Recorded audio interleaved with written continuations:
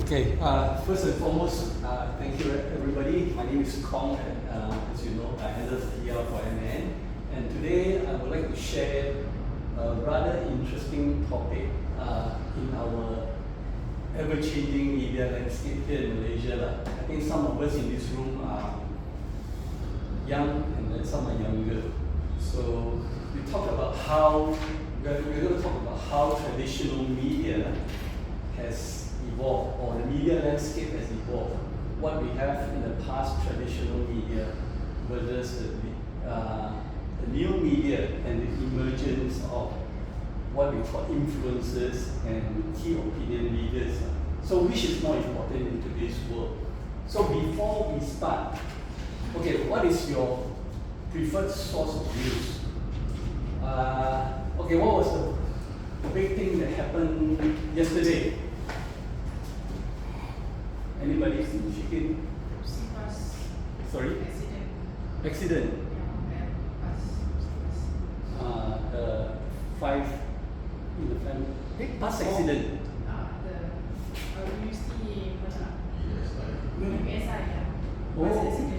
UPS side. So where do you get your? This morning. Yeah, and then where do you? Facebook. Okay, Kumar, what is your preferred source of news? Listen. Okay, do you still buy newspaper? Do you still listen to radio or? Listen to radio and also most of the time from the phone. Phone. And which platform? I go for Google.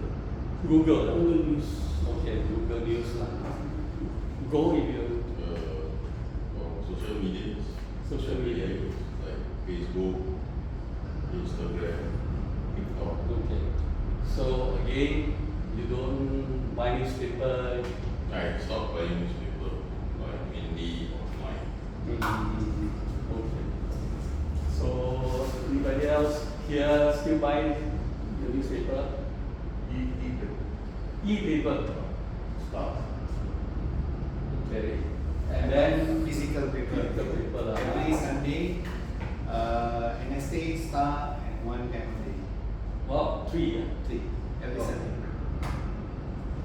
Amazing. Banks. Social media. He's asking what's newspaper. Yeah. It's like people asking what's a cassette tape, right? Yeah, exactly. Yeah. So, yeah, in today's world, yes, a lot of us have cast aside the traditional media.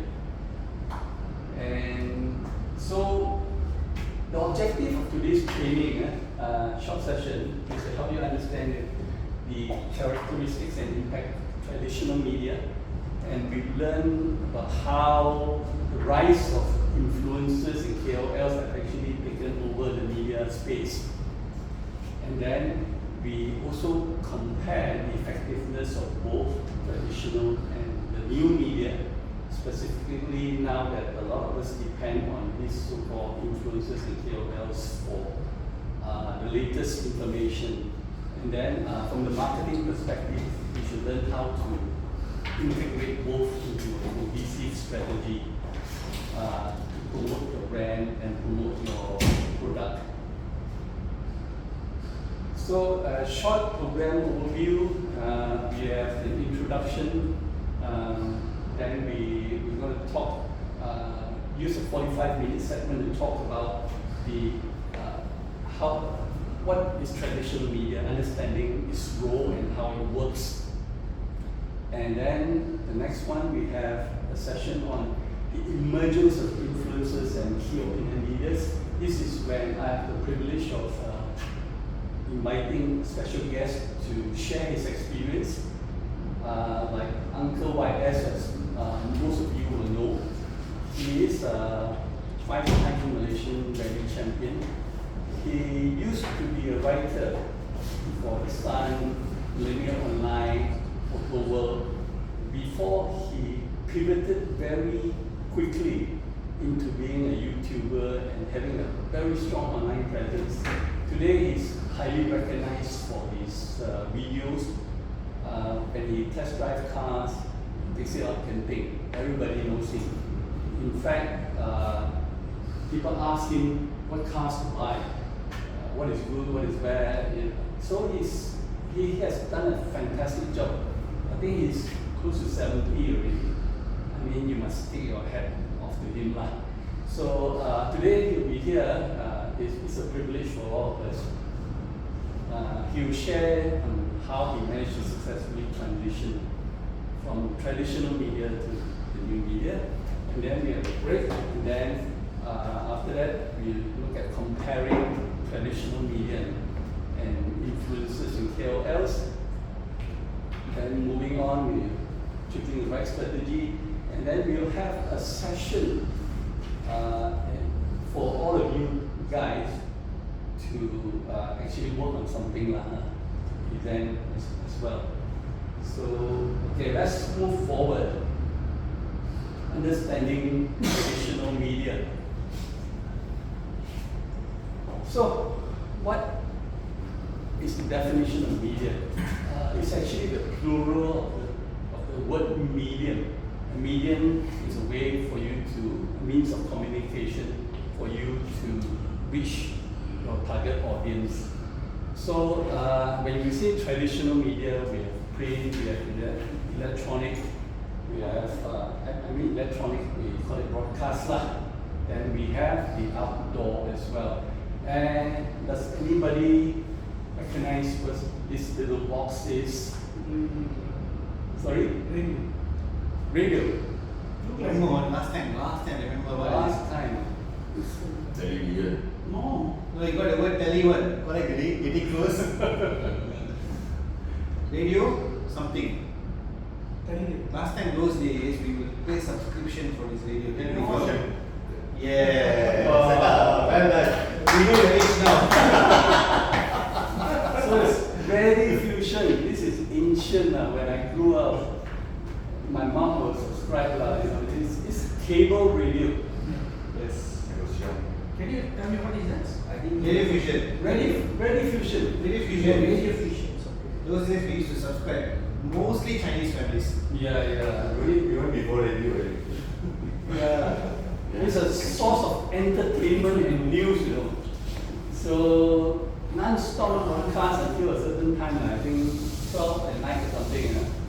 So you have radio dramas, you have news, you have songs, and I used to like the ghost story segment.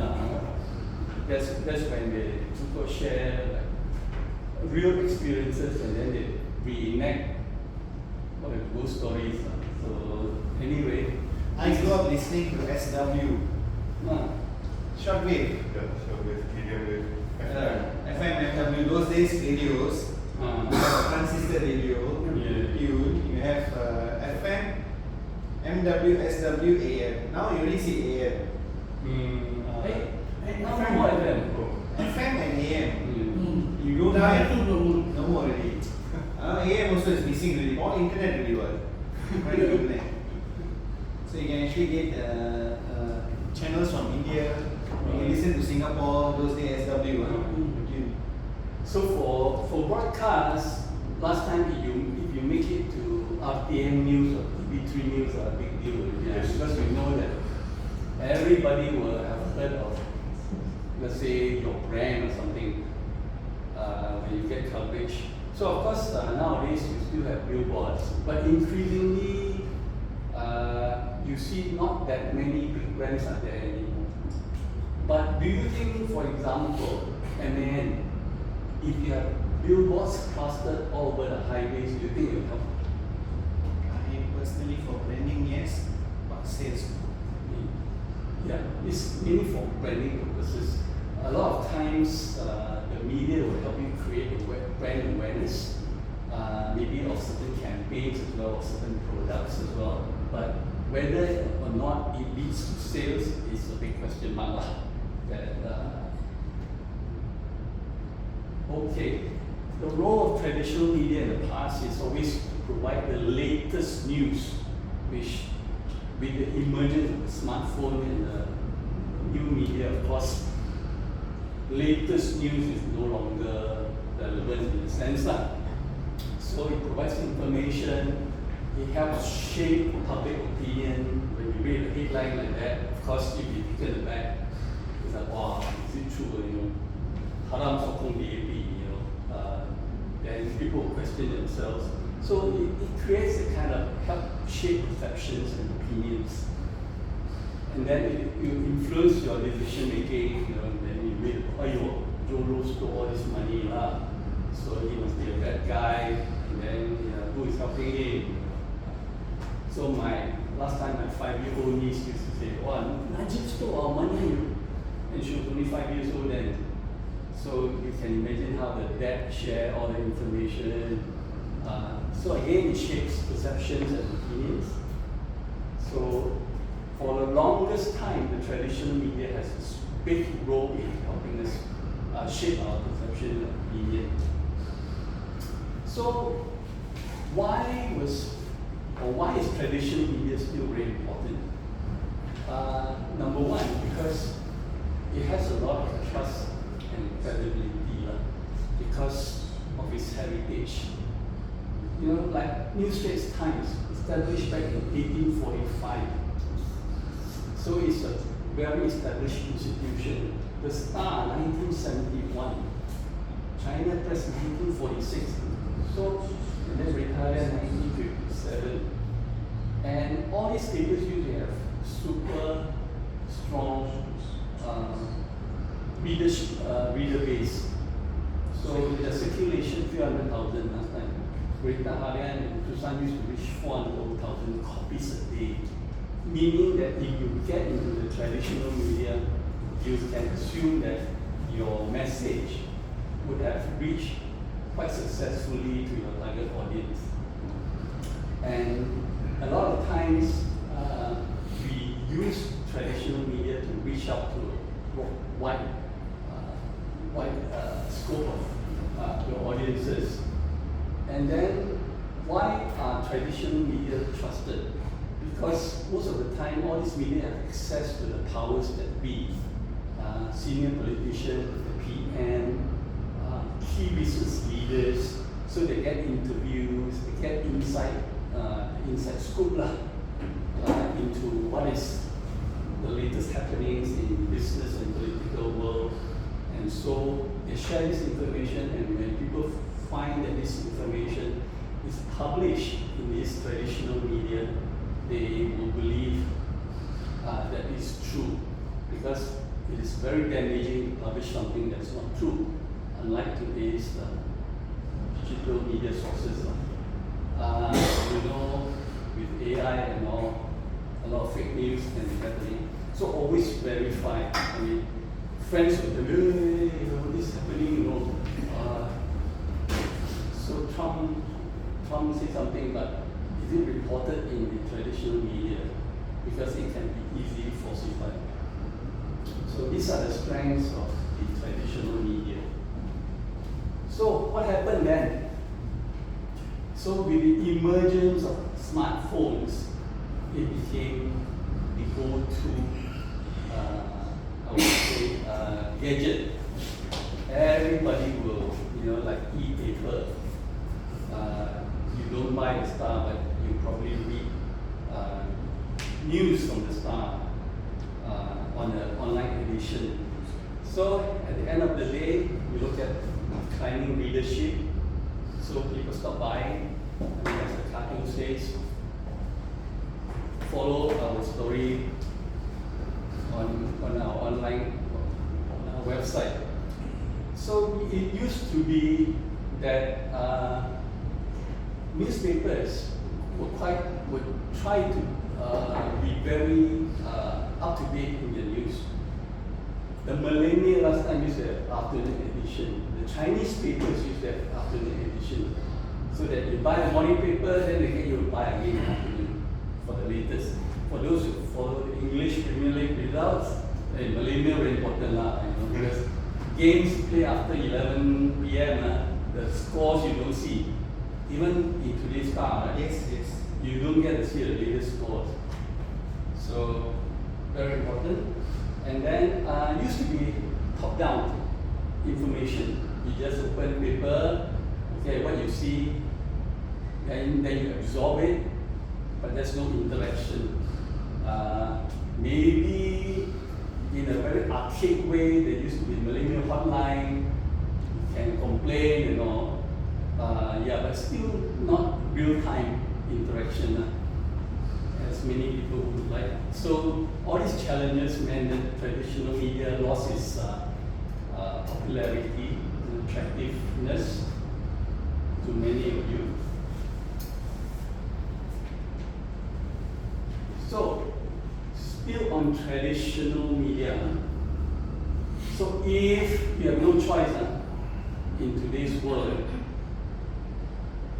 which traditional media do you think is still relevant and important to help the MAN brand reach out to your target customers? Maybe share your opinion. TV. But do people still watch TV? Sorry? Is that? Newspaper. Newspaper. Okay, which newspaper? Maybe it's not age, because it's mostly the CEO or the business owner. Okay. Yeah, that's a good point. The age, maybe, although the circulation is very small, maybe 10,000 copies a week.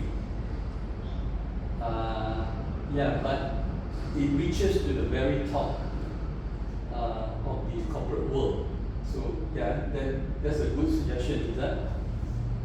Yes. I think the respective logistic and trucking associations newsletter, if they have a print newsletter or AGM where they have advertisement slot, we can also advertise that. Okay, that's very targeted. Again, very small circulation, very small readership, but very targeted. So for a brand like MAN, heavy commercial vehicle, you don't really need to have a shotgun approach. It's good for the brand, let's say if you masuk TV or something, but again, whether or not the right people are watching it. So that's the question mark. So H2 Thailand is correct, Izzat is correct. What other traditional media do you think is relevant? Brochure with attached together with the newspaper. Okay. You mean the supplement? Yeah. Okay. Which, like a star, district time. So Okay. they can attach into, then you see what the exact things. But The remember- top management level, they want to go to the English term, Mm. so they will use it. So then they open, they know, okay, this is a product which is, yeah, they can use for their futures Yeah. transportation. And also bear in mind your target market. Okay, who are these people? Are they all Chinese speaking, mainly Chinese speaking, or Malay medium? Are they English speaking? So you got to be aware Yeah. of that as well. Would radio work? No? BFM 89.9. I was wondering.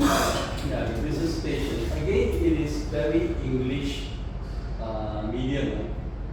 If your customers are mainly, all the Chinamen who are following what, Xiaohongshu or Weibo.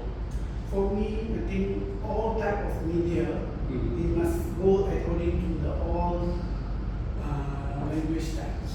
So Chinese, Malay, or Indian, they have four variants. Then only we can tackle for this, for the whole product identification. But then you bear in mind that traditional media is still a very expensive medium to invest in. For example, a full page ad in the Star, they set you back 30,000-40,000, right?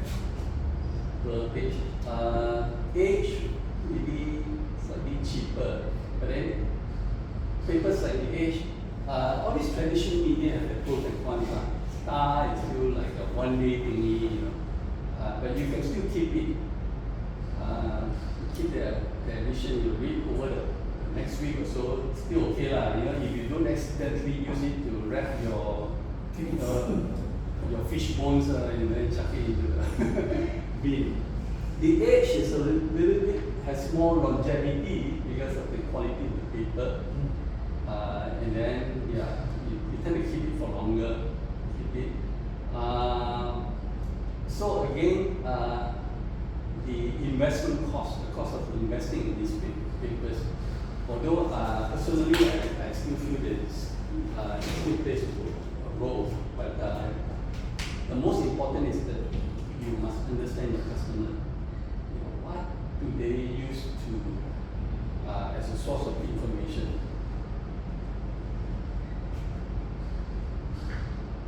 So just want to share with you Crocs. We used to handle the Crocs shoes. Now it is making a comeback. When it first started in 2006, one pair of Crocs was only 129. Now it's 339 something, the basic pair. So just want to share with you how at the time it was traditional media mainly. There was still a lot of magazines, a lot of newspapers, a lot of lifestyle magazines. Last time Blue Ink, under the Blue Ink group banyak female, Her World, Wanita, all those magazines were plenty. Newspapers were still very important. So when we handled this brand called Crocs, there was zero advertising budget.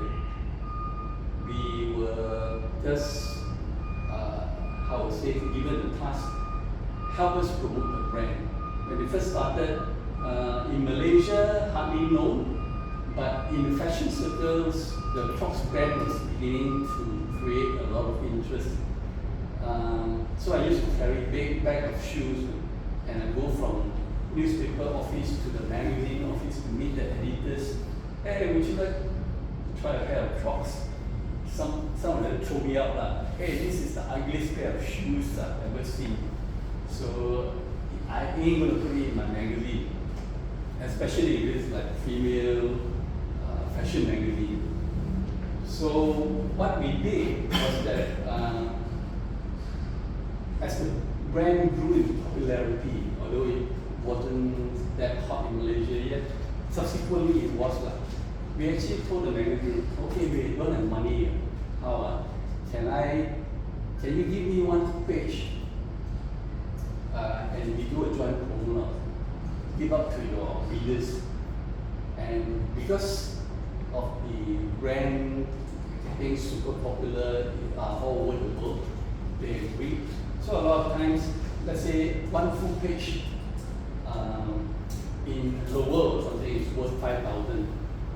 So no money, you say, can we give you 30 pairs of shoes worth 5,000? So they agreed. So that was the main strategy that we used to saturate the media. We were in different magazines all the time. Almost every month we were there. We gave up $5,000 worth of shoes.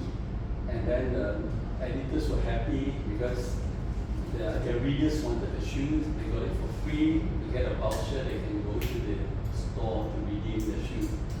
So that's how it worked. But again, it doesn't work nowadays because it is a lot of these titles no longer exist in print. They might have an online presence, but then they are very much reduced in their reach.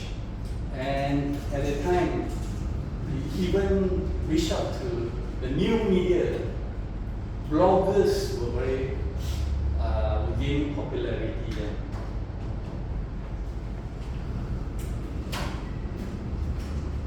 Hello, welcome.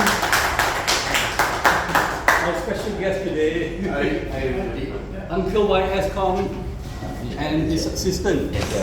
Should. Hi, please sit down. Sit here? Yeah, can.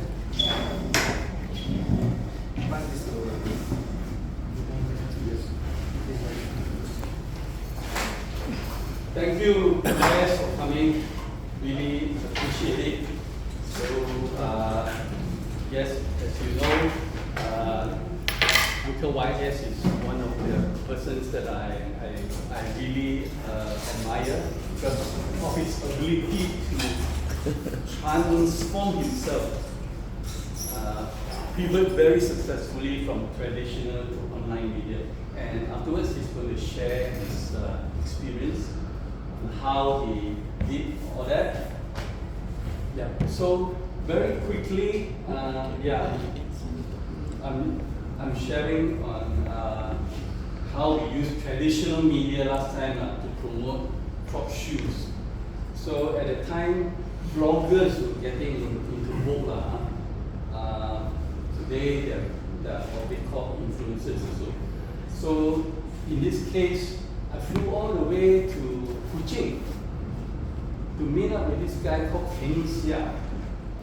He used to be a very popular lifestyle blogger. His blog posts were very funny. He comment on social issues and everything. In fact, during the pandemic, when he went for the vaccine, he turned up in a dinosaur suit to so-called create a bit of lightheartedness. So he was a very creative guy, and I convinced him that, hey, Kenny, can I give you like 10 pairs of Crocs? You help me post it up. And he said, okay, yeah, Crocs, quite hot in the US now. Okay, I'll do it. So it was a giveaway, 10 pairs, and he put it up for me. So that was one of our first ventures into digital media. So we, at the time, proud to say, we had a combination of traditional and digital media influencer as well. So that's how we did it. So the emergence of influencers and KOLs. Today we have Uncle YS, who is, I would say he's a KOL, I wouldn't call him an influencer. Although, please explain how you would categorize yourself afterwards. Because there are different, subtle differences. Because although the word is used interchangeably, we look at what constitutes an influencer and what constitutes a KOL. YS, please, if you disagree with me, please do, because you are living the life of a KOL stroke influencer. Yeah, mine is a little bit different. I also don't know what I am sometimes. Okay, so basically, if you look at influencers, these are social media native. They were born into the world of smartphone and then digital platforms, social media platforms. So they create content, they probably have a large social media following, and then somehow brands kind of see that, hey, can these people help me reach my target market? So that's how they were engaged. So recently I came across this young man, could be a Sabahan based on his name, Maximus something, and he became the face of this local brand called Zeve, Z-E-V-E. They sell very nice dress shoes, 300 ringgit, super comfortable. I have a pair myself. And then they have like suits and all. So again, he blew up on TikTok. Very popular, but then you see a lot of comments like, oh, so handsome. Yeah, it helps if you're handsome. I have an uphill battle. Yes, good looks help if you are an influencer. And of course, you have Fatah Amin. Last time, my client Shell used to use him to promote Shell Advance. I don't know how successful, but they pay him a lot of money. But because the brand manager was a fangirl, oh, so handsome. Should have paid me, you would have done better. Exactly. Then you have this handsome gentleman here. And why we call him a KOL? I would classify him as a KOL because he's an expert in the subject matter. He is a 5-time Malaysian rally champion. He drives like the wind, and then so he knows his stuff. So he's an authority. So he's trusted and perceived as authentic. So these are just to play a video lah. Strutting around like that also can blow up on TikTok.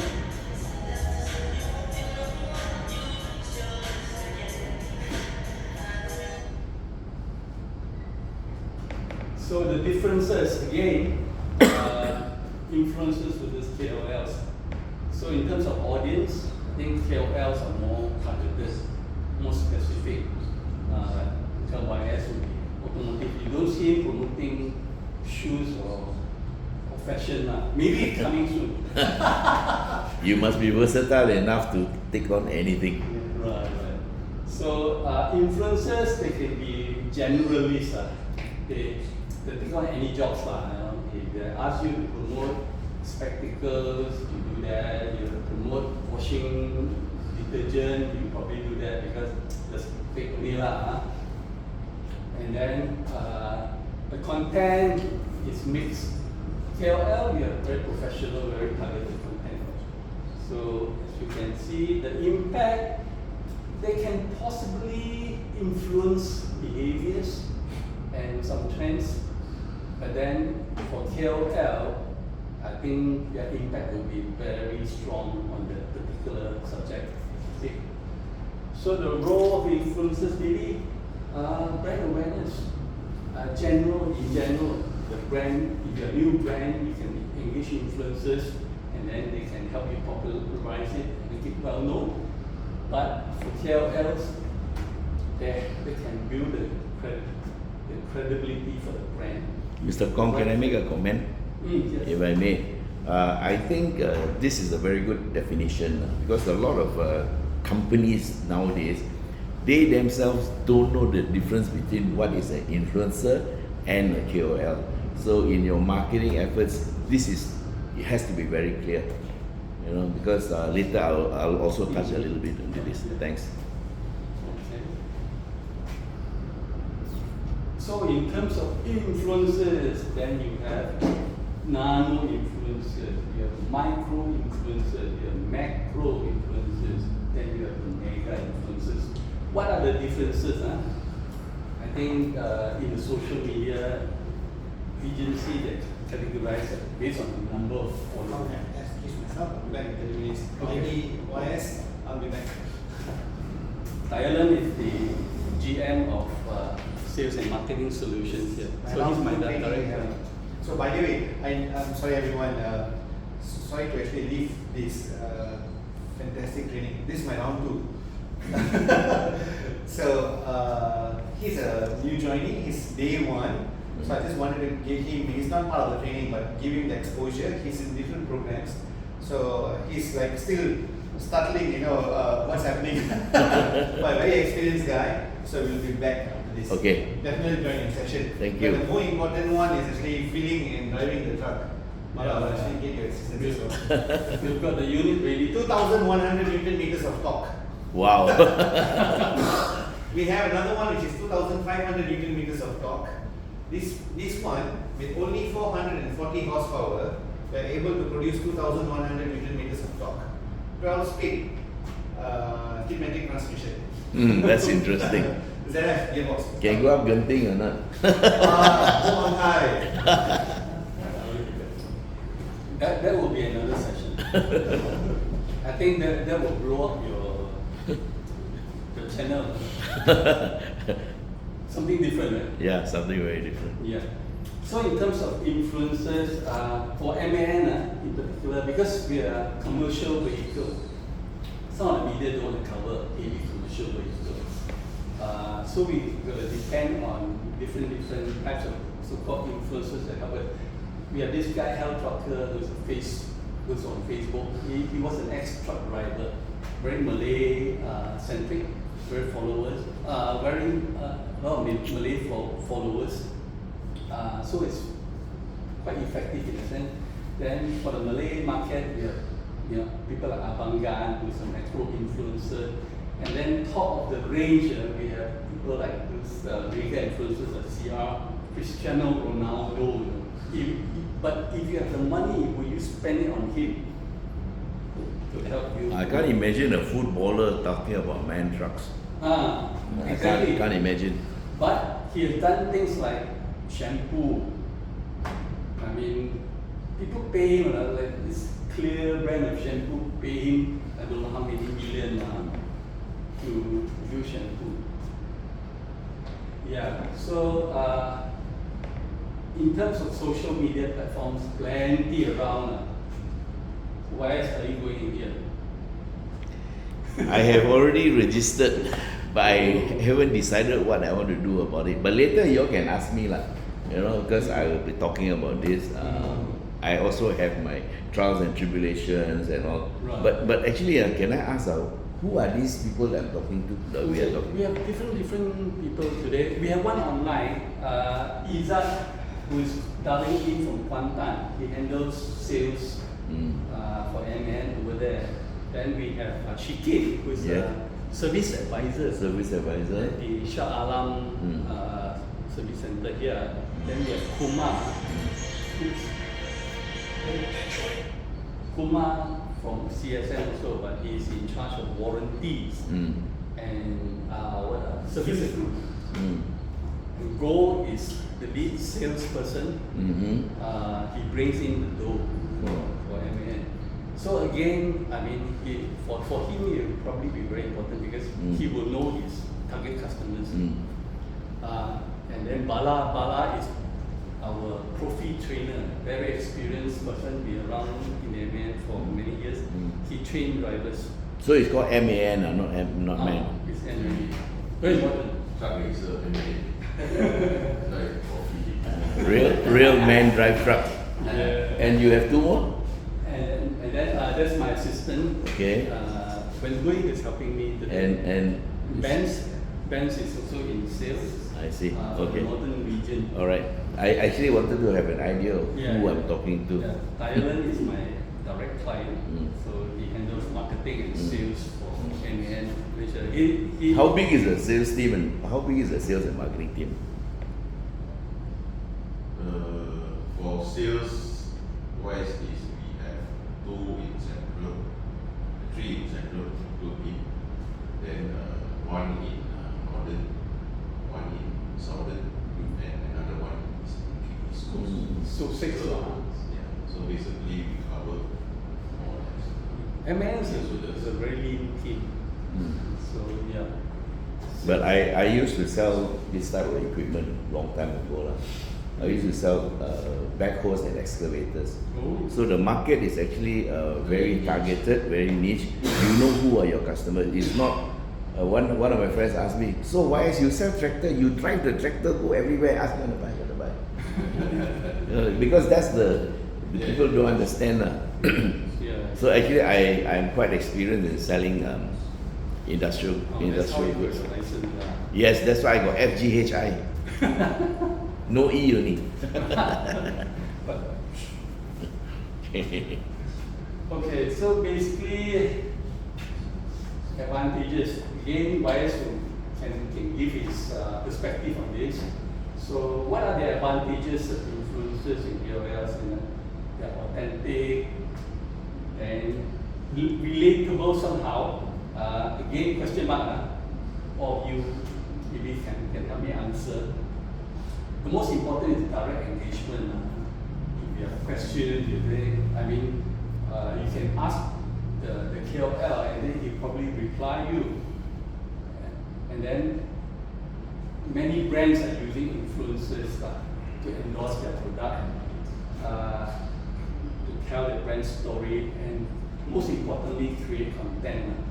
Like Toyota Gazoo Racing, you have a host of celebrities from the entertainment industry taking part. But I think this year they stopped already. Because in the early, so in terms of using KOLs and influencers, it all depends on the timing. So in the early days of Gazoo Racing, they needed all these celebrities because you look at all of them, they have very young followers. A lot is Malay because we have a lot of Malay population. And then you got Sean, I think somewhere there, that one on the left. So that's the Chinese side. All of these people have a lot of followers. So for a car brand where anybody can be your customer, using the influencer and KOL I don't think you can call them KOLs, Yeah, they are influencers. influencers. They have a lot of followers. So that means if I'm 1 or 1 million followers following this guy or this girl, I remember her name Dana something. I can't remember. Diana something. So I'm not into girls. So anyway, she had a lot of followers, and that is the reason why they use her. That's one of the reasons.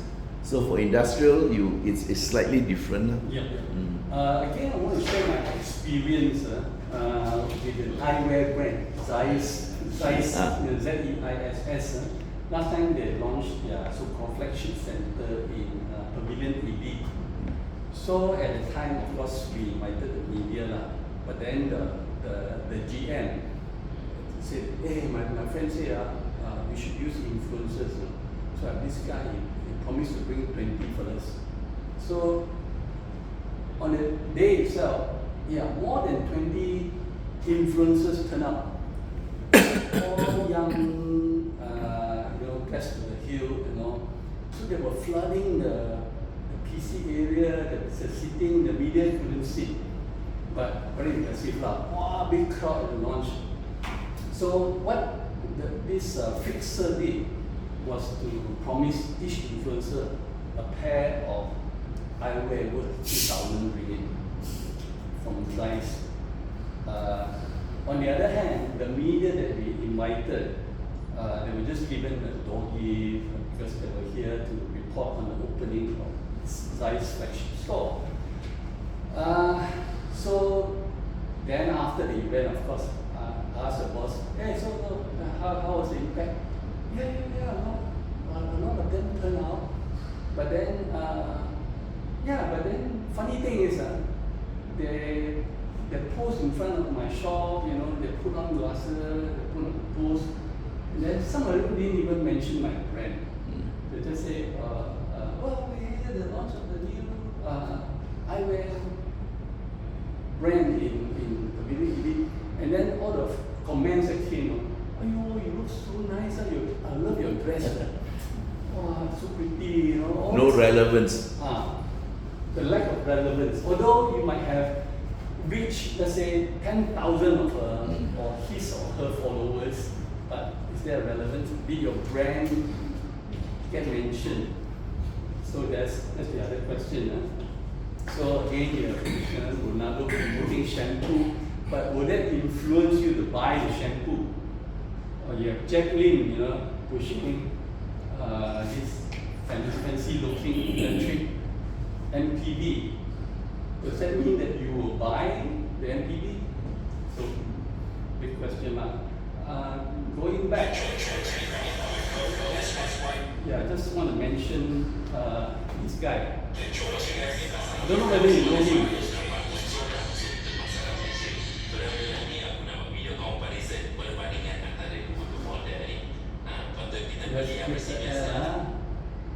So,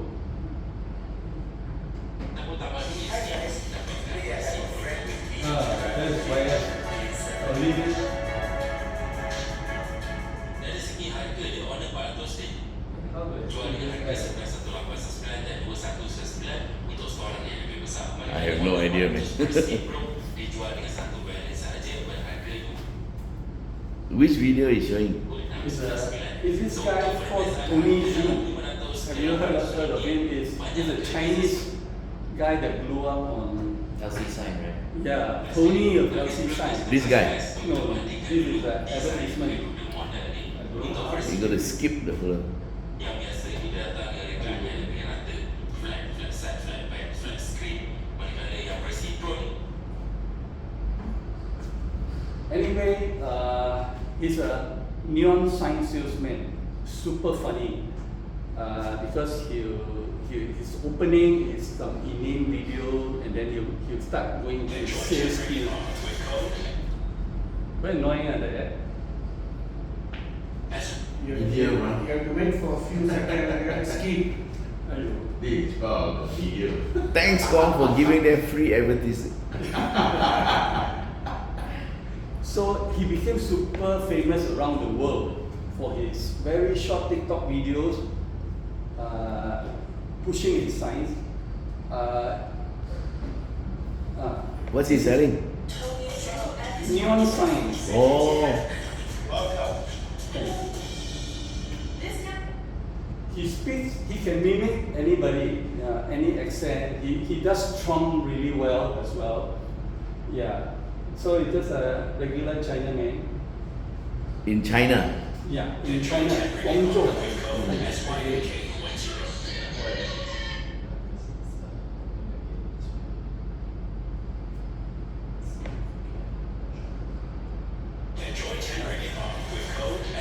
He got taken over by Food Panda.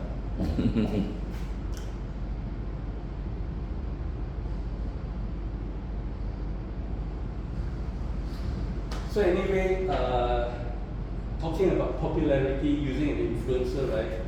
He is only selling on behalf of his company. Neon signs, his favorite word is no MOQ, minimum order quantity. He was playing this one, right? Anyway, skip it. So just to share, so the interviewer asked him, his sales increased a lot because his popularity was all over the world. He was featured. Excuse me, guys. You want coffee? Oh, I'm fine. Coffee.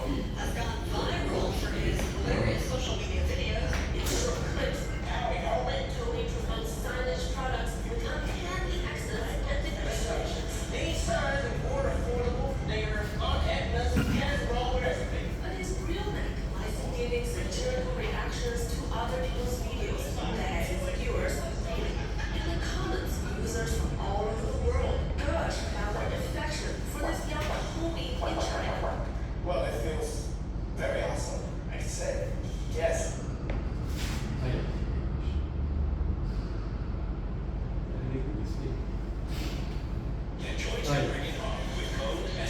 tried to enlarge the screen, but never mind.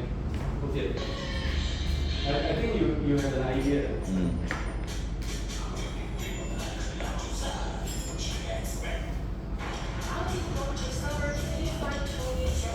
It's a short video for 4 minutes.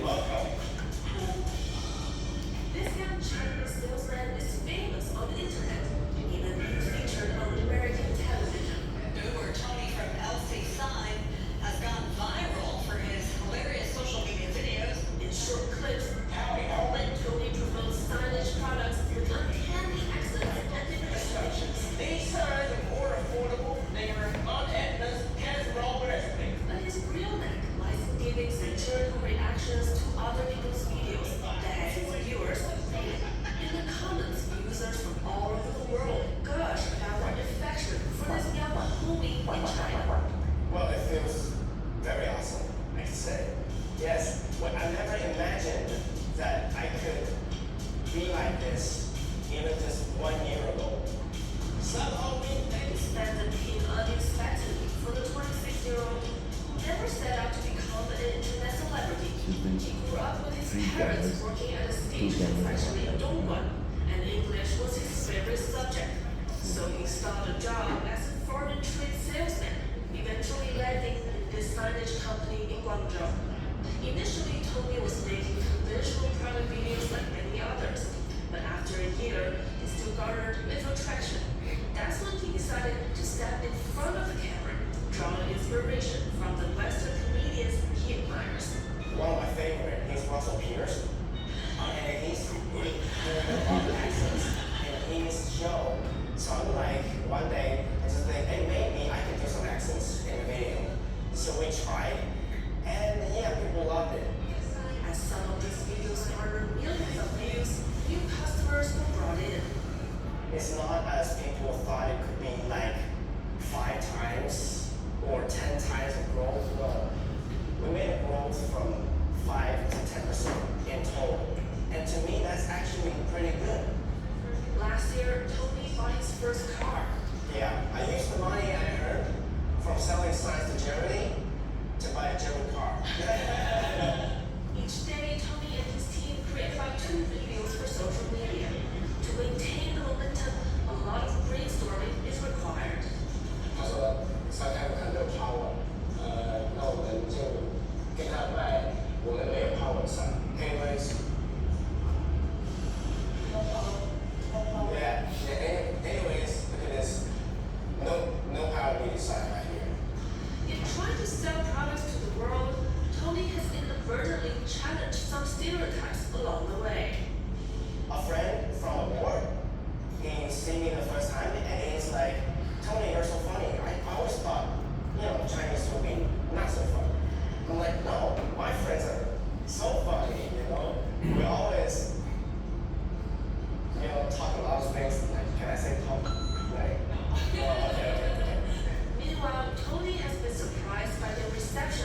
some of his jokes, which weren't exactly politically correct. It teaches me something, is that people are not that narrow as you thought they would be. Like, for example, if we tell some LGBT jokes or Indian accent jokes, some people might have thought that it would be offensive, but no, people actually enjoy it. Despite not taking himself very seriously, Tony's fans seem to place big aspirations on him. So I read one internet comment that says, Tony can fix US-China trade relations. Wow. What do you think of that? If I get the chance to meet Mr. President, I would say, come on. Is that all? You didn't cannot hear anything. Oh, I went to America and I find a lot of ideas that we can learn from. okay. You apologize, A Lisa. lot of American sign companies. I don't know how to fix this. And they look at what we do, and they also find something they can learn from. I find it a very amazing thing. Rather than treating each other like enemy, I think that would be much better if we choose to learn from each other. Lisa, I'll share the video with you later. Cooperation, make it, it will eventually benefit both sides, I think. Okay, so if you listen to him, millions of views, what's the conversion rate to sales? He says 5 to 10%. Yeah, But it depends on how much you are selling. Like if you're selling 10 million and you get another, exactly. but it's still a low number. Lah. Yeah, I mean, if you talk, so-called, remember, used to have what is mail drops. Mm.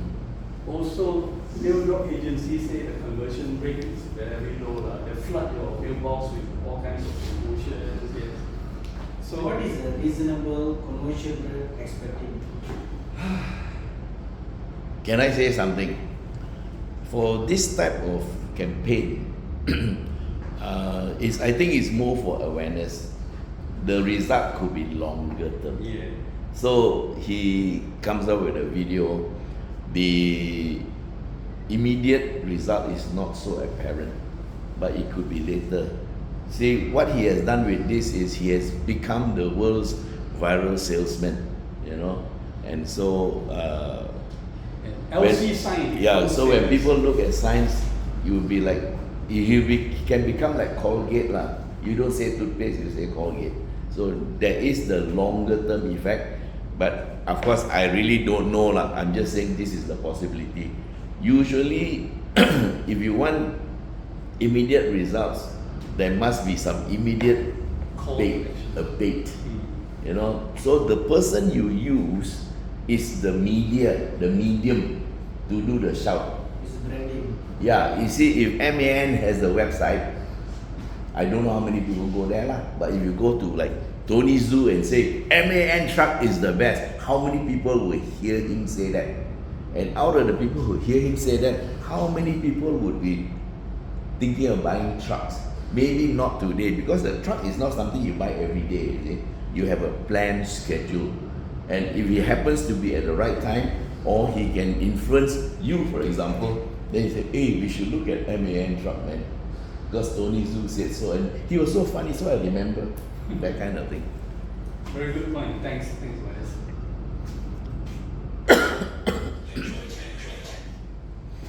Okay, so you let Wallace share his own video.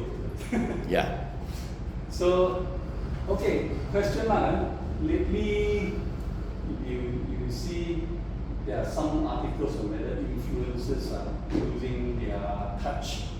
So apparently there was one article in the Star. They could be biased because they are traditional media. Yep. So they say that 36% of Malaysians no longer trust influencers. So the only people that they distrust more are politicians, 41%. So then they are questioning authenticity. That's where influencers with the KOLs come in. Influencers can be Fatah Amin, who has nothing to do with maybe the bike or anything, but is used as a face for share advance, you know.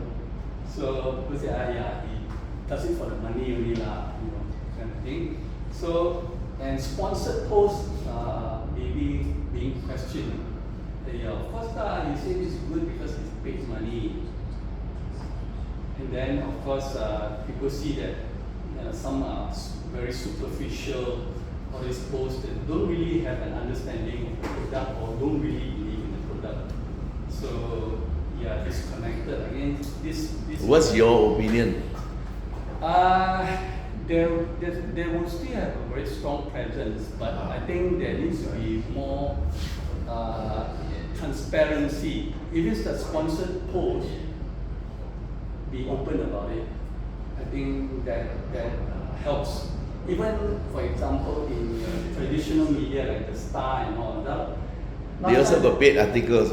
I was there, been there, done that. Yeah. Last time they used to put editorial there. Now, if you see the article has headline in caps, it's paid sponsored. So it's not an organic news article. So be careful because Star will need money to survive. Yep, we all do. Yeah, so everybody needs sponsorship. So again, this is something to ponder.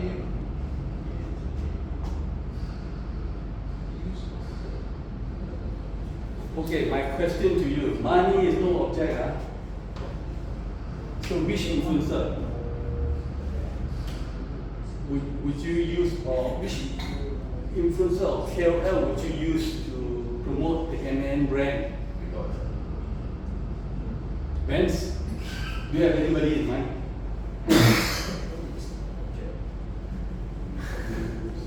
Bala, Ro, Kumar, Shikim.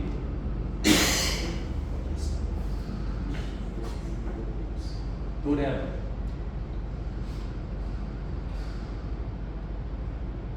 Bala, can you think of anybody? Influencer.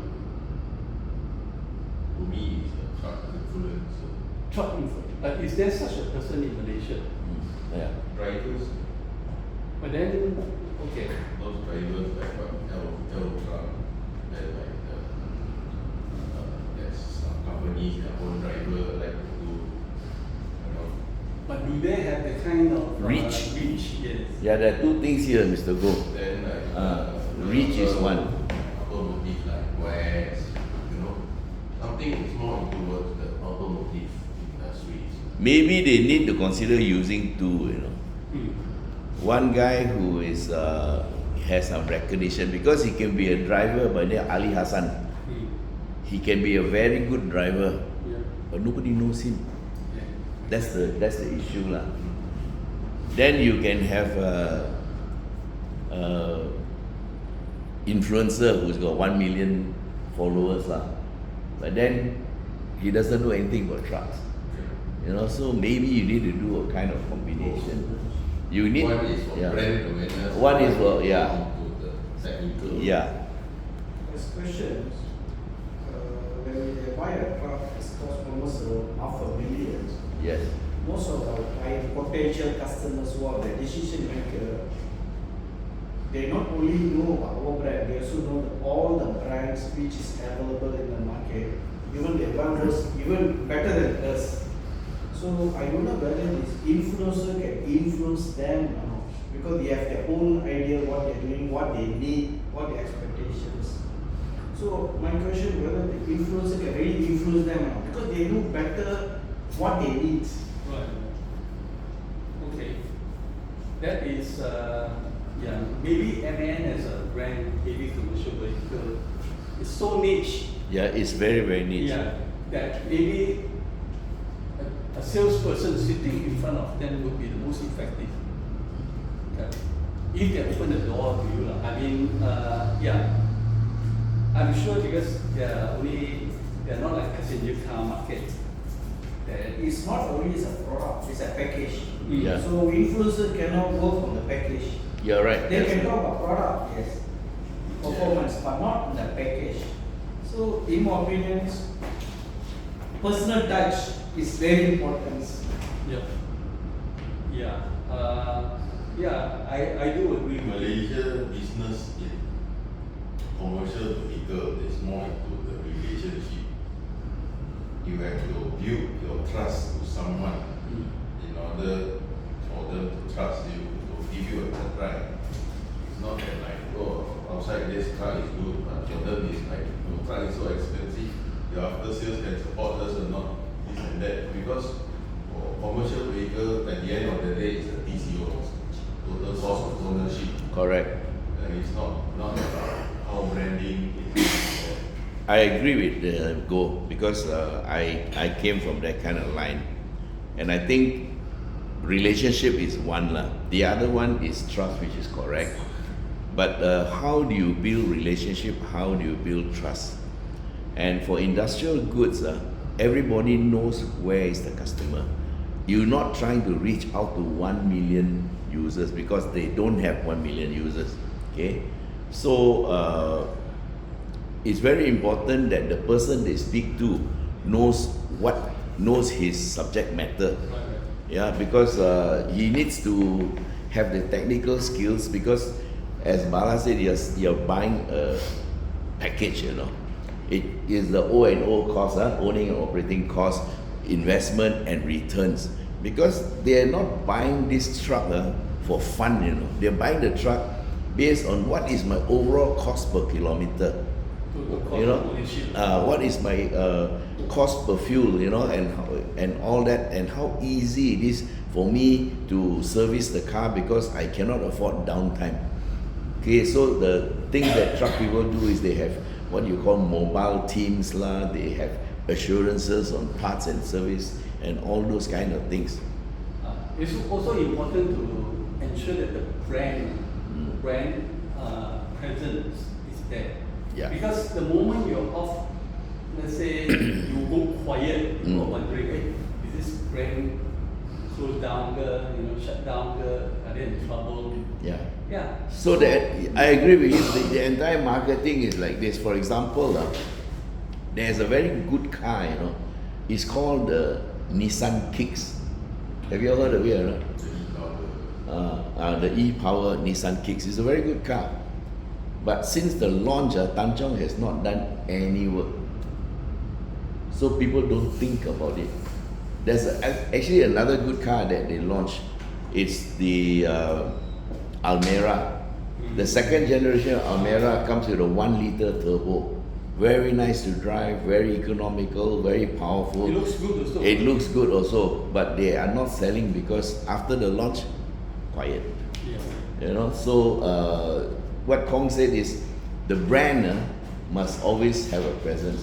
So if you want to use influencers or KOLs, then the purpose of this is to keep on saying the name. So I have a friend who used to work in Tanchong also, marketing. Do you remember what's that car? AD Resort. Anyone of you old enough to remember the Nissan AD Resort that looked like a station wagon? You remember or not? Yeah, Okay. that sounds familiar. I can't remember the shape. My friend was the marketing manager there. He said, YS, you know what I did? I advertised AD Resort, the car. AD Resort, the car. He kept on mentioning AD Resort, the car. And if you are old enough like Go, you remember those days, the AD Resort was all over the place. You remember or not? And that is the power of marketing. And it's just a station wagon, you know. But they were afraid that people won't like station wagon. And that was the message. So if you want to keep the brand on top, then maybe you want to have influencer or somebody to do things with MAN. Yeah. You know, and like today, I came here so I know lah. So you may want to think of saying truck MAN. Truck MAN. You know? The most used slogan is think whatever thing. MAN. Yeah. Hilux, whichever way Yeah. also Oh, there's a Hilux Pajero. There's a Hilux Land Rover, you know. Yeah. So that is, I think, your takeaway for today in terms of this would be that using the media to consistently talk about the name, the brand. Yeah. Because right now, up to 10 years ago, to me it was always Scania. Because my group of people say, wow, this fellow is so powerful, he look like a Scania, man. because you think of Scania and power, you know. And then after that, Volvo, you know. So Volvo do a lot. My friend also, wow, he bought $1 million Volvo, and it was a truck, it was a prime mover. So what I think Kong said here is to use that, you must get to be top of mind. There's another car, electric car, that has been launched. Actually, a very good car, because it's small and just right for city driving. It's called the Dongfeng, or in Malay or English we see it Dongfeng lah. Dongfeng. It's a very good electric car, you know, range of 300 to 400 kilometers, just nice for running around the city. And they're selling at 115, but I think they can sell for under 100,000 lah. That would be a very nice car. But after the launch, Quiet. totally quiet. That is the thing. So I know MAN truck. Today I know MAN less. Yesterday it was MAN lah. So what you need is this lah. Make that noise. We need for commercial vehicle, the things is we need something that can stand out. Yes. You see, MAN used to be very stand out in terms in heavy truck industry. For example, like those who can pull multi-axle. One time they told they can pull 120 ton, 200 ton. So everyone would think that, oh, heavy vehicle is MAN. Yes. Then during the mining, the 1 ton days, you know. But at the end of the day, brands start to bring in their own as well. Their competitors like Volvo, Scania, have their range. Right. So at the end of the day, we are not in a position of anything. It's very neutral. So if I ask you, what is the one thing you can say about your MAN truck? Just as if somebody asks me, hey, what is the one word you say about Toyota? The word I would say is reliable. Yeah. So what is the one word you will say about MAN? It's reliability. Reliability. Okay. For example, for bus. Robust. Okay. So if you want to do, you can think of a campaign like, hey, you want a strong truck? Think MAN. You can even have one, what is this truck? Man, bukan, ini MAN, tahu gak? That will be a very impactful, short message. So next time you go, hey, itu MAN, like that. Can you imagine the impact? So you are not talking about your truck, but you are mentioning the brand, and people will start thinking, you know. So the next time they see a truck, is that a MAN? Bukan. You get the message or not? So so it's not about hard sell. In terms of influencer, it's just getting the brand across. Send the message, the brand. But then people say, wow, your company now making a lot of noise, good, like that. You know, you're very active, you're very aggressive in your marketing, and people like to follow the leader lah.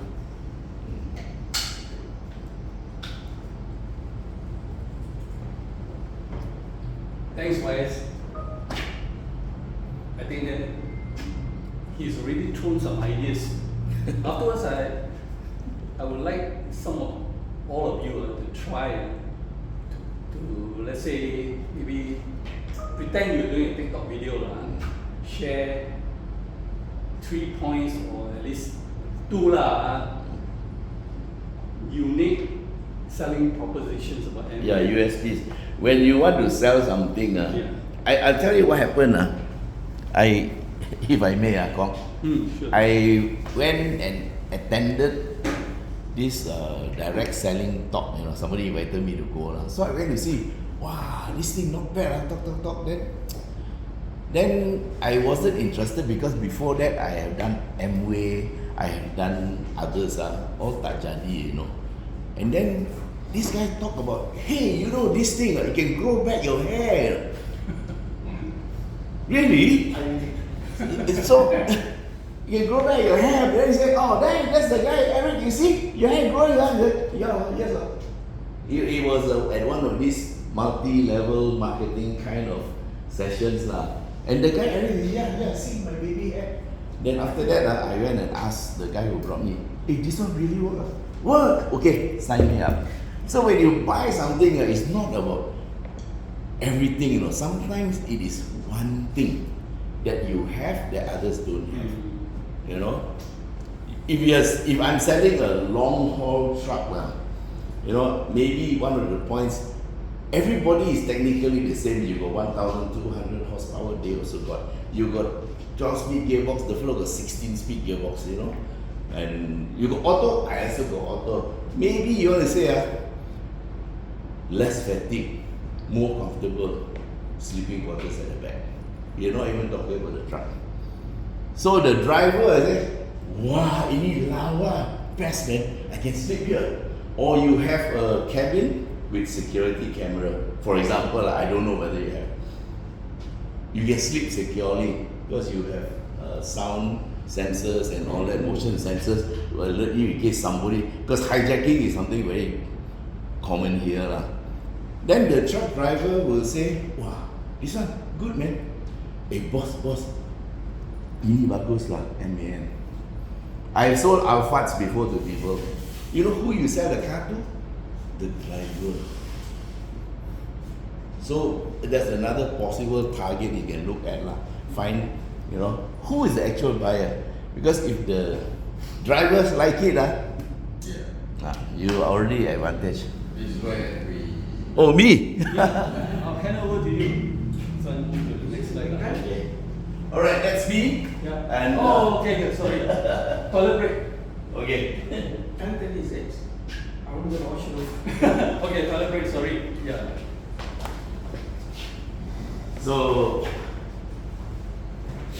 Driver is play one of the influencers. yeah. So the driver is an influencer. So I actually don't know what's the purpose of this meeting. He asked me to come here, and he said, I want you to talk about this. And then he asked me a few questions, and I did my presentation based on the question that he asked me. So I don't know whether it's relevant or not, because I didn't know what kind of audience to expect. But I suppose you all are looking at something to do with marketing, right? Correct. Actually, if I can just jump in. Firstly, I would like to actually extend my heartfelt gratitude for you to actually take the time to come here. My name is Dialan. How is that? Thayyalan. Dialan. Yes. So throughout my last 25 years, 20 years I've been in automotive. Nowhere compared to yours lah. Which automotive? I was with Isuzu Malaysia for 10 years. Oh, alright. Before that, I was in BMW with a dealer. Importer. The time they were importer, cartridge. Cartridge, yes. Then became a VW when they went missing. Elias.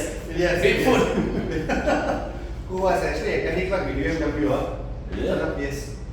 And then I was 14 years with BMW too. Yeah. Oh yes. Oh. Wow. Yes, I was in every department. Wow. Except for accounting. That was my career in Isuzu. The 10 years, I was in every department except in accounts and HR. Yeah, that's it. So I moved here 9 years ago, and then I got pushed to sales in the most exciting period during pandemic. I don't know why. So bro, I was always an after sales guy.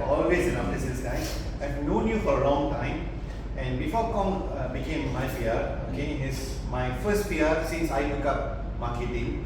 Marketing is part of my so Kong has been my PR. Prior to that, Bernard, you know Bernard. Yeah, I know Bernard. And so I've actually seen you in some of our events, all the media guys. I used to be the backbencher, the after sales guys. Okay, and then I've been to Bonus Safari and things like that. So then working with Kong, I think thank him, we did massive transformation, and then he had this idea of this training. And of course, he has his reasons to do this training, and he felt that he should actually contribute to MA because he's been PR with us for 4 years. And that's how we actually started the journey here. And so what's your purpose or objective? What is your expected takeaway from this training? Okay, basically this training is actually we want our sales guys to do two important things to actually adapt the transition, okay, to go into social media. They have to actually recognize the fact today social media is the channel of communication, and then they have to recognize how they actually going to channel the communication in the social media. This is number one. Number two, you have already pointed out the topic already, which is actually they have to sell the outcome, not the specs. Okay, like for example, before I walked out, I said about 2,100 Newton meters of torque. They shouldn't say that. They should say that what they get out of it, going up the thing, more mantai. So that's the outcome. They can do carry back to back. We can stop just in time in 20 meters. We have the best braking system. I mean, today I'm proudly saying we are the only competitor on the haulage specification trucks. We spec it with disc brakes. My 4-pot caliper is this big. Okay, so but again, that's technical. What the driver is interested is actually can brake on time. Yeah, it's not the size of the brake, but how fast you can Stop. Okay, So, and the other one you just inspired me. Ayah, jangan macam ni naik bukit. Engine pulling 4,000 RPM. Oh, in first gear. Then you show the MAN. I have videos. Actual videos? Yes. Actual videos. Customers who actually send me who get excited. Where what is the place in Terengganu that they will go? Aring. They will carry timber logs. Okay. Payload alone is about 70 ton. Okay, and it's actually going up the hill. Not crawling. Not crawling at 5 kilometers per hour. It's going up. Kimanis. Kimanis, yes. Sabah. He's never been. He's a Kluang boy. Are you from the Kluang station? Cross station nearby. Nearby. They are my relatives actually. Really? My wife's relatives. Yeah. Are they still popular? They're Amongst the locals lah. half-boiled egg and Hey, please continue. Oh, no. So, I mean, that's the two objective lah. And I always, from last time, we wanted to leverage on key opinion leaders lah. Having the right people to do it. So, to name a few, we started this journey. Of course, the one and only standing foreigner in this media business in Malaysia is Stefan Pertz lah. Yeah. Okay, sustaining for a long time. Now he's already local. Malaysian trucker, is it? Asian trucker. Asian trucker. So we got him as a key opinion person when we did our first digitally launch. So and then we also got Tai Chui to cater specifically for The Chinese Chinese speaking market. And then we got Hezri to actually speak, also a veteran lah. Now I would consider him veteran now. I think he's doing his Haji. So then along the way we brought in a different breed, a slightly younger coal, which we brought Jisima and also Abangan to cater to different markets like English speaking and Malay speaking market. And then now it actually goes to a different level. Okay, we want to actually get someone very veteran from the industry, because it is what we have actually guys like Bala. Though he's younger than you, but he's 32 years in the company. 32 years in the company. Started off as a technician, all the way to workshop manager, and then now he's a driver's trainer. QBE lah. Yeah. School of Hard Knocks, like mine. So step by step, he actually came 32 years. The rest of them are pretty new. Like Kumar is actually in after sales. He's been in the organization now 13 years here. Most of them are in the last 5 years to glory lah, before they hit the reset button and I'm going on vacation with my pina colada. So today I just want to take this opportunity to keep this training has to actually I just repeat myself to recognize that how social media is so important, and two is actually how today I'm actually going to use the outcome to sell what they get. And number three, the action and the exercise they put into both of this will actually results in numbers. We want them to sell. Okay. Thank So you, sir. thank you very much. So now I continue my session. I think most important here is you need the KOL, you need the numbers to reach, but also you need to work with somebody who is mechanically sympathetic or who has an understanding of marketing and sales. So I just want to do a little bit of blurb about myself. So I worked for 14 years in BMW Toyota, and I was in all the departments, and I was also the training manager. One day, my boss, Joseph Ling at the time, called me into the meeting room, the monthly meeting, and Joe Ling, we call him Joe. I said, okay, yes, Joe, you're looking for okay, YS, you're the new training manager. So you want to hear the story? 6 months before that, the regional manager for Selangor called me and said, hey, YS, we haven't got a problem trying to sell the Corolla against the Ford TX3. So can you train my people how to sell? Okay, there was no training manager. So I took Segambut branch and I took half the people because they didn't want to interfere with the business. I took them to the Sungai BC training center and I trained about the car. Then I realized they didn't understand because the key of the TX3 was the double overhead cam. Okay? And they couldn't understand what's so important. So I had to explain the 4-stroke engine, I had to explain what is the camshaft, and all I did was by drawing on the board. And after that one session with half the salespeople, this Michael Lim Yokian said, hey, YS, Joe heard about this training. He said, hey, what the hell are you asking YS to go and train these people? You teach them how to modify the car, go racing. You better stop it. So he told me, hey, YS, sorry, stop. So I stopped, it's okay. I was doing him a favor. 3 months passed, 6 months passed, this happened. You are now the new training manager. And that was it. Then later this, Michael Lim came. Actually, you know what happened? In that branch, the half of the branch productivity went up. The half that you trained, they could see. So what you need in sales is professional approach to selling.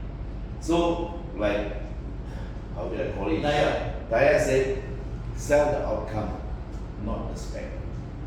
In car, we sell the benefit, not the feature.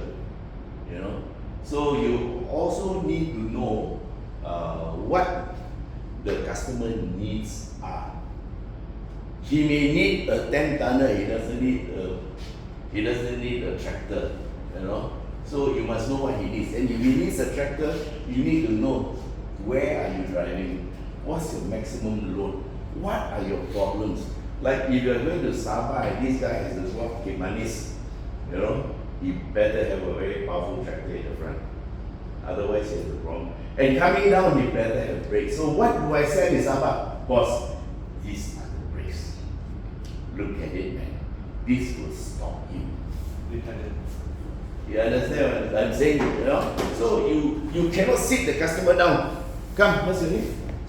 Sit down. I must tell you all about my man truck. No, that's not the way. What is your need? Yeah. So of course, the one thing above all is you must enjoy what you are doing, just as I enjoy what I'm doing. Okay. So I work in Toyota. I used to sell cars. I used to troubleshoot. And we have technical team and everything, but usually the main troubleshooter is me because it seems I have a very analytical mind. So I'm here for the first time, and I'm looking at USBs and all the things. So what you are hearing from me is a culmination of many years of experience. Alright? So let's go through this. Sorry. Transitioning from traditional media to becoming new media and influencer.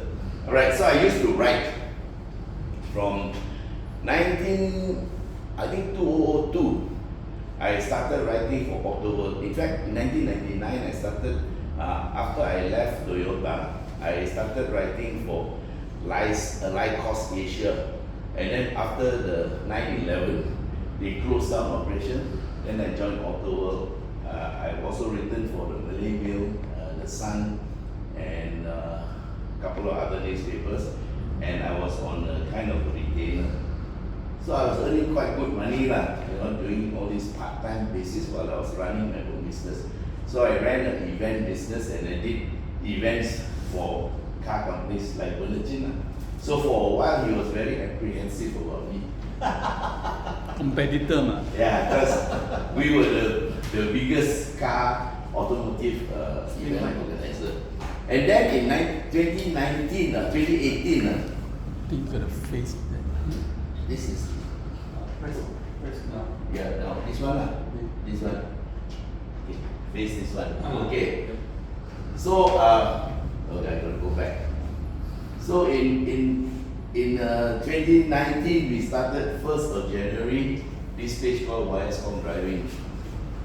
So around the last 3 months of 2018 we were preparing for this. So if you look at this profile picture of me, I don't have the shirt at that time. So my partner called me, hey, we need a profile photo for our page. I said, okay lah. So I took a photo with my phone, and this is Newcastle, Australia. Oh.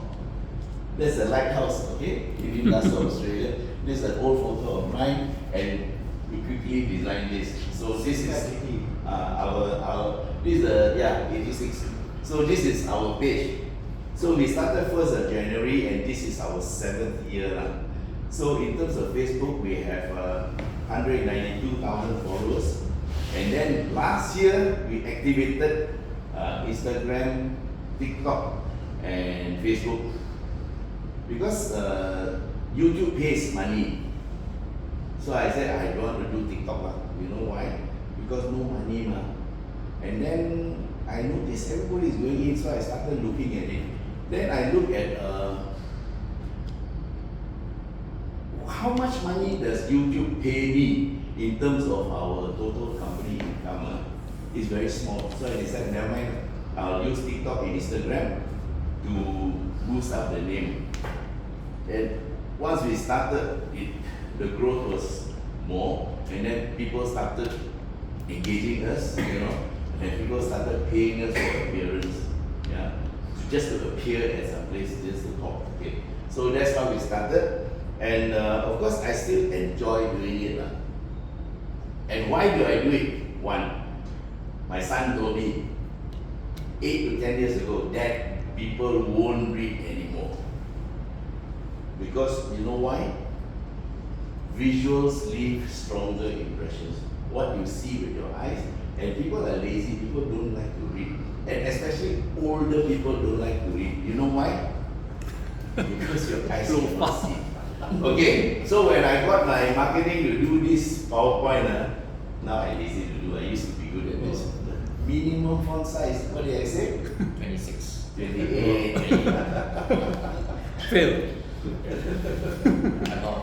No, he wasn't the one who did it. I don't know what to do. But I also, believe me, if you need to present to your customers, you go and buy this book called Dummy's Guide to PowerPoint. I used to do PowerPoint. I went for one lesson in PowerPoint. The name of the company is Horizon something in Subang. One lesson.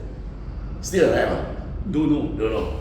And then I got this Dummy's Guide to PowerPoint, and the most important thing is don't let people read the whole bloody stuff. Just put it in point form, then you talk. Okay? That's why you must always do your own PowerPoint presentation. Don't present something that somebody else did.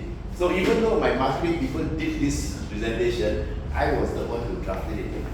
So I know what I'm talking, right? So never have more than 4 points on one. This is just passing by. Okay. Then what did I have to do? In 2019, 1st of January, I was 67 plus. So in 2019, in May, I was 68. Who starts a business at the age of 68, man? Inspiring. There's a very steep learning curve. You wanna know how I started? My partner was marketing manager in Auto World where I used to work. She left the company because there's another long story I don't want to tell because if I tell you it will take too long. And then she did her own thing for 1 year. Then one day she called me, hey YS, let's start a YouTube channel. YouTube channel? Can ah? I don't know anything what. Can lah, you can talk. I shoot and edit lah. And that's how we started. We started this channel with zero, you know. Okay? And we had to learn all those things very quickly. How to shoot the video, you know. So I look at what other people do and I shot my first video. You want to hear what's the comment in my video or not? This is better than watching somebody's face for 27 minutes. Because prior to me, I had some friends who what? We are all friends, so I don't want to mention names. For 27 minutes, he's reviewing a car. So at the front, he shows a picture of the car. Then after that, he's driving the car with camera. Okay, so this is the new Corolla, blah, blah, blah, blah, blah, blah. Oh, your handle is very well. Oh, corner very good. So you see him for 27 minutes. So I decided, no lah, I don't want to do that. So what do? I want to mount a camera and see the car, you know. And then I want to shoot some rolling shots. So I got a friend to shoot some rolling shots. So my first video was a Mazda 6, white color one. Okay, and I did. Then my second video, I took a Mazda CX-3. Mazda, my friend. So we went up the thing, right? Oh, wow, car very nice, come back. Third video, I think, was a Hyundai Tucson SUV. Then I said, don't want to go Genting, people will get fed up. We went to Bukit Tinggi, he said, right, come down. Uncle, what happened to Genting? We like Genting. Okay lah. I'll tell you what, I found my niche. So now what do you know why it's called for? Genting. Genting. So in your business, you are going in a new world, you know. This world of social media. So, and it's very new. There are no experts. I got one video, 12 million views. You know what it shows? Heel and toe, the footwork. It's only like 50 seconds, 12 million views. So you never know what works. 12 million views on Instagram. On TikTok, only 1.2 million. So I got videos, 300,000 here, over there, 20,000. So different channel, different results. So you never know what's going to work, correct? So you never know what is good, what people want. But what people want, you give them more. But you have to analyze basically. So yours is a very industrial business, yeah? Okay, how to shoot a video, how to edit video. I also learned, but I'm not so good at it. How to post online, what channel you want to go, getting your stock. When I first started, hey uncle, you must be very rich, huh? Why do you say that? You got so many cars. So what are your resources? You need cars. I used to write so that people know me. Right? You knew me before I became social media. So you can get cars. So you must have resources like what you want to get, yeah? And also marketing and sales. How to sell. So the fact that I was a normal media before made it easier for me. So a lot of people dream they want to be social media influencer experts. Let me tell you something, resources very important. Because I was near retirement age, I don't need money. My partner is the wife of a computer business guy, so she didn't need money. So you can survive, you know. It was 4 months before we saw our first check from YouTube, $25.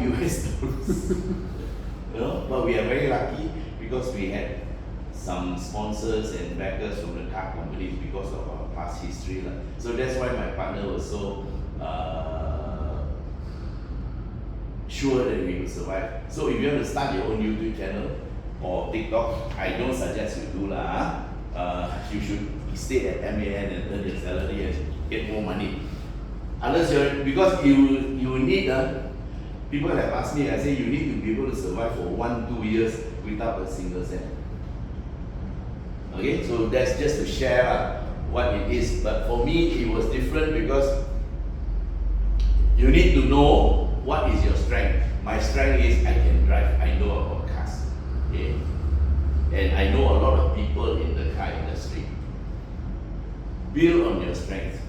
What you have that you're strong on, work on them, use them, and strengthen your weaknesses. My weakness is people say I'm very fierce looking. Very gentle face. My wife always say, boys are very gentle. You learn to smile. Yeah. Even my wife tell me, you know when you're thinking, your face look very serious. You look like very unapproachable. But this is the new me. But because I know you all the time, you know why? Because his name is Kong. So I said, how are you, Mr. Kong? How are you, Mrs. Kong? Then he said, how are you, Mr. Kong? Only the H is differentiating. Yeah, it's a different Kong, but it sounds like maybe from the same village in China. I know, Hainan Island. You must know what are your opportunities. So the opportunity, like I said, TikTok, Instagram and all. And then I studied it and then I used it. And actually, if you look at this, it's a SWOT analysis, which you all have gone through, right? Yes. So it's actually a SWOT analysis of what you want to do. And what else? Regular posting, very important. Know what works, what doesn't. So like I said, you are in a sort of new realm. Keep on trying, okay? And try new things, new angles, new styles. But at the same time, you must also know when to drop. If something doesn't work, change. So I did a complete change from written articles to this channel. Okay, how it all started. Okay, this is just history lah. We'll go. This is my ex-colleague, called me, my son, and of course, Bobby had also played a role. Con, they were my peers, and they went into this before me. Autobus started 5 years before me, and it took him like 5 or 6 years to reach 100,000. I did it in 2 years. So we are all friends. We know everybody. Bang Gan, Tai Chui. We know each other. Okay. Okay. And how I ended up in Genting, I already told the story. And I think I want to Share a video. share a video, but can you go fast forward? Fast forward to about 5 minutes because the first one is just introduction. Not so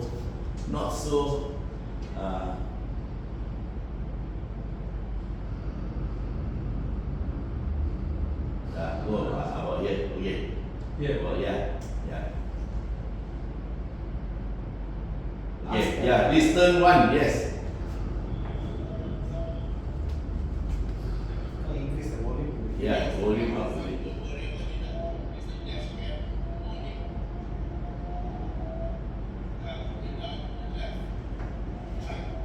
Maximum. So this is actually, you can go to my YouTube channel and watch that. But this is what got people, the rear view, then the view of the driver, and down there actually there's a foot cam. So you see, one camera, 2 cameras, 3 cameras. Come, can you click the arrow, the 2 arrows in the bottom left? Make it full screen, yeah, correct, up there. Yeah, full screen, yeah. Now you just go up and click a little bit above the tool knob, you can see the foot cam. No, go up a bit, okay, and click there. So the footwork is what people like to see, I found out. Wow, food camp, I didn't realize that. Yeah. So now it's SOP for you. No. It depends on the car. If it's not a manual, I don't have foot cam. Okay. And some of the cars cannot mount. So this is actually very fast because this is a FL5, 320 horsepower. Type R. Type R. Which performs car is that? This is a fan car. There I can see the bar sticker on the left, on the windscreen. Wow. Whose car is this? It's a bar, I mean, lawyer. Yes, Keith. He just bought the car 1 week old. And then let you terrorize other drivers. So he just got the car, he wanted me to test. And I don't know how people can go off the road here. Okay, enough. Alright, so that's an example. You can go to my YouTube and you can please follow me, yeah? Okay.